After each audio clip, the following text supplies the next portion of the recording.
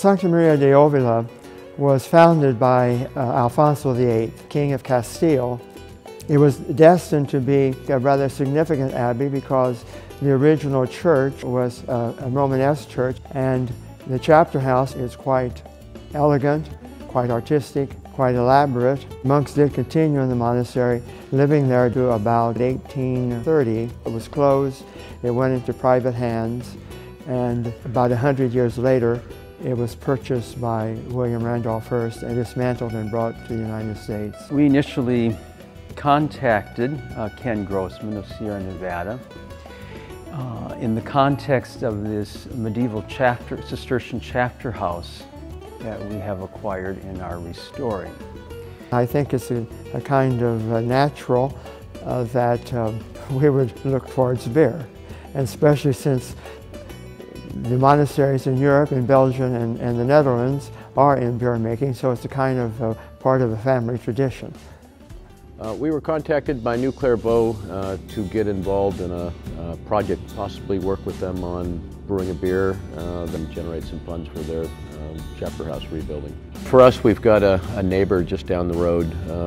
The Abbey's only 15 miles away, and we've been aware of their presence ever since I moved to Chico. It's a great project, and if we can mutually help each other out, that's great. I think Belgian beers are special. A lot has to do with the raw materials base.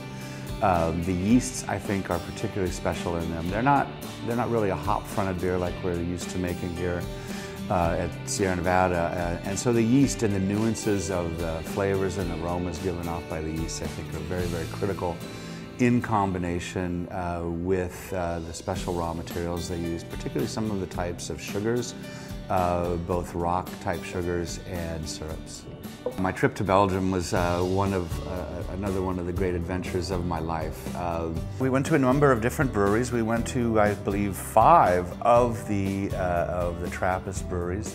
I was really taken in by the breweries themselves. A lot of the beautiful facilities, beautiful grounds in some of them, and just awesome. Father Thomas traveled with us in Belgium. He was just a delight to be with. He's been out to the brewery now a couple times. I had him come through the brew house on Friday. We spent some time together going through the brew house and fermentation, and then we went out to the cellars where we tasted together the production batches of the double. We're starting off with a double. The next beer out would be a Saison, a little bit lighter and a little bit more refreshing, and then we're going to finish with a quadruple. My role as a liaison with Sierra Nevada will be first and foremost to represent the community, and at the same time to work with Sierra Nevada to make sure that we produce a very fine quality beer. Having been to Belgium and tasted a wonderful assortment of the best beers available there, I think ours stands up very well in that company. The freshness and the availability of here in the States, I think it's going to be, it has great potential for us. It is our hope that the standards of this beer will be of an excellent quality, a quality that our Cistercian tradition is known for and in any product that it makes. William Randolph Hearst originally planned that this monastery, or the part that he brought over, to be integrated into his property up in Wintun here in Northern California. As you know, he built San Simeon.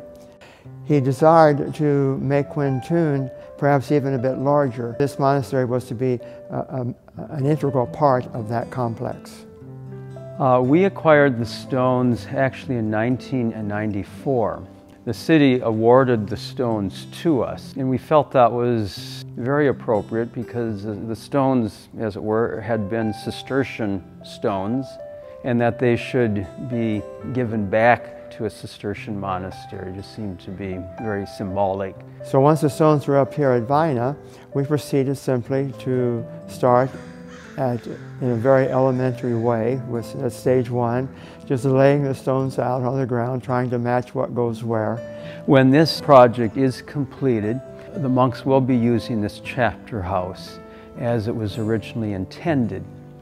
But also, it will be available for the public because we have this unique medieval building that we feel is the legacy of our tradition, but that it's also meant to be shared with the general public. In this collaboration, part of the proceeds from the marketing of these ales will be received by the monastery, and some of that in part will go to help us as part of the fundraising project. I'm very excited about the project, actually. I think it's a natural. As I told the brothers, it's a kind of a marriage made in heaven. For us to be doing this collaboration with Abbey of New Clairvaux has been a lot of fun so far, and we're anticipating it'll continue to be a very fun project to be involved with.